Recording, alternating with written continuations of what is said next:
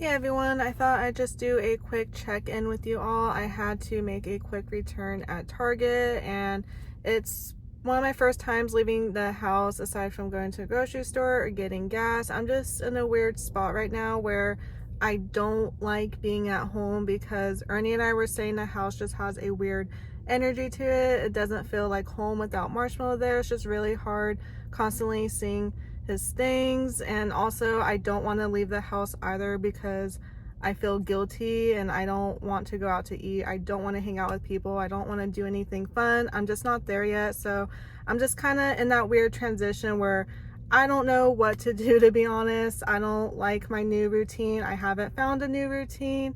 So I'm just like feeling really stuck right now. So I'm normally a very productive person, so the fact that I don't feel motivated to do as much as I once did is also just kind of making me a little bit down. And then also Coco hasn't been eating or drinking normally, and she's really picking up on my energy. And I notice when I just start breaking down and crying, she'll just be running into the room and just looking at me. And there's times where I just want to stay in bed all day, but then she'll come in crying and whining for me to get out of bed. So I know she needs me to take care of her. She needs my support right now, and I'm just really trying my best to pull myself together for her. And that's also why I'm filming in the parking lot right now, just in case I do cry. The past couple of days, I just realized like she needs me. I need to focus on making sure she eats and drinks. So we've been taking her for walks around the neighborhood, and that way she is more willing to drink her water. And then also I made her some chicken and rice and salmon. She has been eating that, but then I knew she wasn't getting her full nutrients from the kibble. So then I purchased some venison broth, poured it over the kibble, and she has been eating her kibble that way. And I noticed when I started to act more normal around her or sound like everything's fine, she started to act more normal. She's like eating and drinking a little bit better now. Also, she's starting to become more playful again, a little bit more feisty. So I'm just like really trying to watch myself around her, but it's just hard. And when I feel like I want to cry, I just go in the garage now, or I just cry in the shower, or I go to my car. But if that means her acting better, then I have to do that. So it's just been really hard. But then when I act normal, I feel very guilty. Like, no, everything's not fine. Everything's not normal. Like, your dog just passed. Why are you acting like this? Why are you going on a walk? But then I know she needs me as well. And just being at home and not really doing much is just hard. Like, lately I've been doing like a lot of laundry and deep cleaning. And then I feel guilty because I'm like, why are you doing that? And just grief is just very interesting. Like, I don't want to eat lunch. My coffee doesn't taste the same. I don't enjoy my coffee. I haven't been doing my makeup. I've been showering a lot more frequently during the day and like constantly like changing my clothes, and like that's gonna fix anything. But I just been struggling finding my new routine, because in the morning I used to take Marshmallow and Coco out and put Marshmallow's sweater on, and while he was outside I prepare his breakfast, his medication, and when he'd come in he would be looking for that. And then once he was done, he would want to sit with me, so he would be next to me while I ate my breakfast, and I give him his eye drops and then put him in his bed, clean his bowl, and feed him lunch a few hours later, and then dinner. And just just constantly throughout the day, like try to do a dog puzzle, play with them, take them outside. And sometimes I would have to like call his vet, or I would get like a call back from them, and on my break I call them back. And now I'm just like, I don't know what to do with myself anymore. Like, I just let Coco out in the morning, and Ernie normally takes care of breakfast, making the coffee, doing the dishes, and then I'm usually responsible for meal prepping our lunches, and then also making dinner, and then either him or I will do those dishes. So I'm just like, I don't know what to do with myself. Like, I don't want to do my makeup. I have been straightening my hair, and that's really about it. I have been a lot better at reapplying my sunscreen, even though I'm just at home. Sometimes I'll go in the backyard with Coco, so I'm just trying to be better at that. And I'm just in a weird spot right now, as I mentioned.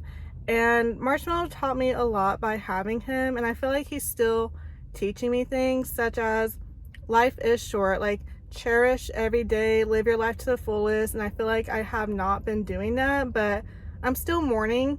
I still miss and love him so much. And also too, that just cherish your time with your loved ones, because everyone's still in shock, to be honest. Like, it doesn't feel real at times. And I even have family and friends messaging me like, hey, I'm thinking of you. And honestly, I'm still in shock myself. And that's just, we were not expecting that.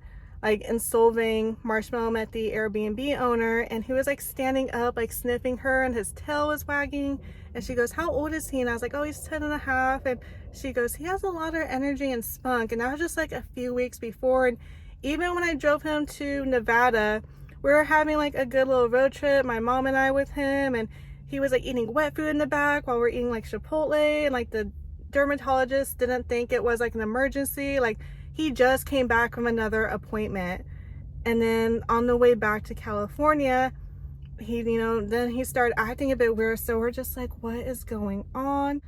And then for a bit, I was starting to feel like, why couldn't I save him? Every other time I was able to save him or take him to a specialist that could figure it out, or this test was able to figure out what happened if he got in 2 nights earlier. Could that have saved his life? But then I started doing like research on the vet that he ultimately stayed at, and they're like one of the top 10 in the world. Like, they're up there. So then I kind of felt better. Like, even if professionals, like top 10, top whatever in the world, couldn't save him, what made me think that I could? Like, what makes me special? But I just feel like, as his mom, like, why couldn't I? Why this time? And just out of nowhere either. So it was just hard to accept. I know I did everything that I could do, and I just felt like, that call I got in the morning was like, it was just, the choice was pretty much made. She was just like, he doesn't have time. And I was just like, he just keeps having seizures. And I just hate how his last day went. Like, that just still like haunts me to this day. Like, he had 3 seizures, he was in the ER, and then he was sedated, and then he passed. I'm just like, why? He did not deserve any of that. Like, he has so many health issues, but even then, like, he was just so sweet and loving. And it's just like, why did he have to go through that? And it's just not right. And I don't know. I spoke to someone last week, and they were saying that, I should do something to make myself happy. And I was like, but I'm not happy. Nothing right now is going to make me happy. And even before all this happened with Marshmallow a couple of weeks ago, and when I am venting about this, I know there are much worse things in the world, but I'm just saying, like, everything's just piling on top of each other. So it has just been rough. Like, Ernie and I are like, oh my goodness, like, what else can go wrong? Like, is the universe punishing us? Like, what did we do? Like, I don't think we're bad people, like, to be going through all this. And a couple weeks ago, on the same day, our dryer was acting up a couple weeks ago. We paid someone to come out, look at it. They said it was fine. It was just like an old dryer. So we kept on using it, and then it finally just went out. We found like a second-hand dryer for pretty cheap, but still a good chunk of change. And we were going to pick it up, but then my car wouldn't start, and I'm like, what's going on? So then I called AAA, because I'm a member, and they're like, your membership hasn't been active for 2 years. And I'm like, that's weird. Like, my card says it's good till 2027. And so they said I couldn't use a towing service for 48 hours. So I paid them $100. And then I was just calling like mechanics around me, and a lot of them were closed, or they said like I had to come in on Monday. So I was like, okay. And then one place was like, oh, we'll go to your house to see if we could like fix it there. I was like, okay, cool.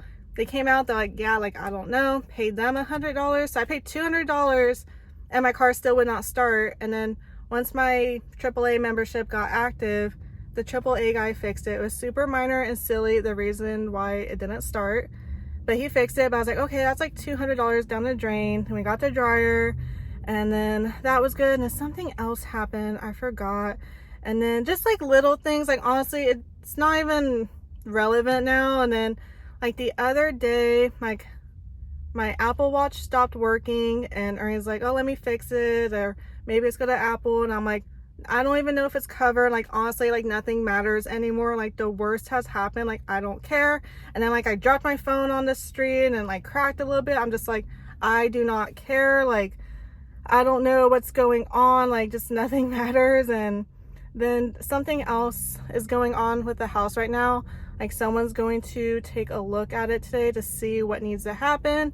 We may have to evacuate for a few days or leave the house while that's being done. So I'm just like, oh my gosh, like this is just, it's just like too much to handle. And just even at work, I was starting to feel a bit overwhelmed. And 3 of my admins have told me this, that I'm in competition with myself. So they're saying like, you're always like trying to like do the most or be like the best, and you put like a lot of stress on yourself. Like you ask for more work, but then you get overwhelmed. And I kind of feel that way with my YouTube channel. I was going to take a few weeks off, but then, you know, I literally have a lot of free time on my hands now. And I'm like, I haven't missed an upload for 3 or almost 4 years now. Like I have to stay consistent. I don't know when I will be filming normal content. I don't want to be sharing like my Ulta haul and then crying over a concealer randomly, but I will be like checking in here and there and just updating you all. I honestly feel like if I were to go back to filming normal content or even filming something like this, it gives me something to do. It keeps me busy, you know, filming it, editing it, doing a thumbnail, doing keyword research. It just keeps me busy, keeps me distracted. So in a way, I feel like that would be a good distraction for me. But again, I don't want to be showing off a makeup haul or showing like my beauty empties and just being like very monotone, very down, or like crying randomly, because I can't fake being happy right now. I can't fake being upbeat. I just need to be true to myself and be genuine to you all. So I'm just not there quite yet. And I feel like filming does give me some kind of comfort or a little bit of motivation, or gives me something to do, something I am passionate about. Even though I am sitting in a parking lot in 80-degree weather, it's just nice to have something. And also I am not crying the whole time because I'm trying to pull myself together, because I don't want this being like a 15-minute video of me just crying the whole time. So I just feel like it does, while I am talking about it, it does kind of keep my mind off of like being sad and crying, because I'm just updating you all and just pulling myself together to not cry. Just know filming does help me out a lot during this time, and it's just comforting in a way. So I do appreciate that I have that. I just want to thank everyone for all your supportive messages and positive thoughts for Marshmallow. Every time I visit him, I let him know like so many people are in your corner, so many people are rooting for you, and some of you haven't had the chance to meet Marshmallow, but you still all know or could see like how sweet he is, like how close we were. And that's just like super amazing to have. Like through all this, like I just realized how big of a support system I have, like with my family and friends, like people I know in real life, and then also all of you. And that's just such an amazing feeling that I will never forget. So I just want to say thank you all. I'm very much appreciative. But yeah, I'm just going through a lot right now, and then I had to go back to work this week.